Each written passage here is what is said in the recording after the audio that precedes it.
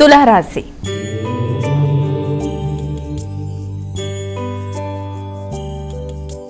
అమ్మ, తులారాశి వారికి ఈరోజు రాశి ఫలాలు ఏ విధంగా ఉన్నాయి? పూర్వపు రుణాలు ఏదైనా ఉన్నా వాటిని చక్కగా తీర్చేయడానికి ప్రయత్నం చేస్తారు. అదేవిధంగా వృత్తిపరంగా అధిక శ్రమతో నూతన ప్రదేశాల్లో వృత్తి కొరకు చేసే ప్రయత్నాలు అనుకూలంగా ఉంటాయి. ఒత్తిడి అధికంగా ఉన్నప్పటికీ, అధిక ఖర్చులు ఉన్నప్పటికీ ప్రత్యర్థుల మీద విజయం సాధిస్తూ ముందుకు వెళ్ళడానికి విశేషంగా కృషి చేస్తారు.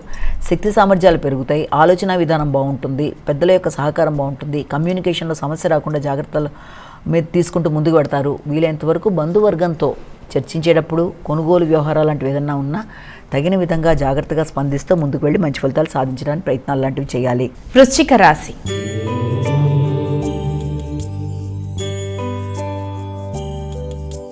మా తదుపరి రాశి అయినటువంటి వృశ్చిక రాశి వారికి ఈరోజు రాశి ఫలాలు ఏ విధంగా ఉన్నాయి? వృశ్చిక రాశి వాళ్ళకి మానసిక ప్రశాంతతను పెంపొందించుకోవడానికి విశేషంగా కృషి చేయాలి. మానసిక అలజడి అధికంగా ఉంటుంది.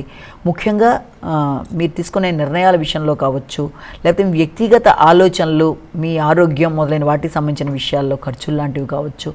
అదేవిధంగా మీ వంశపారంపర్యంగా వచ్చే వారసత్వపు ఆస్తుల విషయంలో, ఆకస్మికమైన లాభాల విషయంలో, చిన్ననాటి మిత్రులతో మీరు చర్చించే విధానంలో, స్థిరాస్తులు, తోబుట్టువులతో మీ యొక్క విధానాలు అన్నిట్లో కూడా కొంత ప్రశాంతత అనేది తక్కువగా ఉండే అవకాశం ఉంది. కాబట్టి ముందుగా ప్రశాంతతని పెంపొందించుకోవాలి. యోగా, మెడిటేషన్ అంటే చేయాలి. మానసిక ఆరోగ్యాన్ని పెంపొందించుకుని ప్రశాంతంగా ఆలోచించుకున్నాకే ఏ విషయంలోనైనా నిర్ణయాలు తీసుకోవడానికి అన్ని విధాల అనుకూలంగా ఉంటుంది. ధనస్సు రాశి.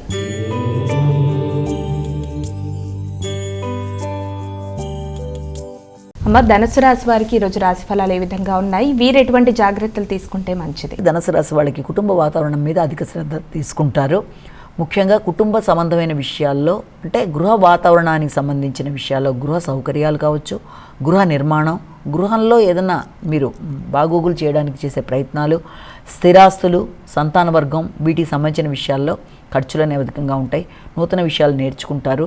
అయినప్పటికీ కూడా ఆహార విషయంలో కావచ్చు, గృహ వాతావరణంలో కావచ్చు ఘర్షణలు అధికంగా ఉండే అవకాశం ఉంటుంది. కనుక ఈ యొక్క కోల్డ్ వార్ లేకుండా, వ్యక్తులతో ఘర్షణ లేకుండా తగిన జాగ్రత్తలతో ముందుకు వెళ్ళాలి. మానసిక ప్రశాంతత పెంపొందించుకోవాలి. వ్యాపారాన్ని తద్వారా దాని కొరకు ధనాన్ని ఖర్చు పెట్టడానికి ప్రయత్నం, అంటే వ్యాపార విస్తరణ కొరకు కూడా ప్రయత్నాలు లాంటివి చేస్తారు.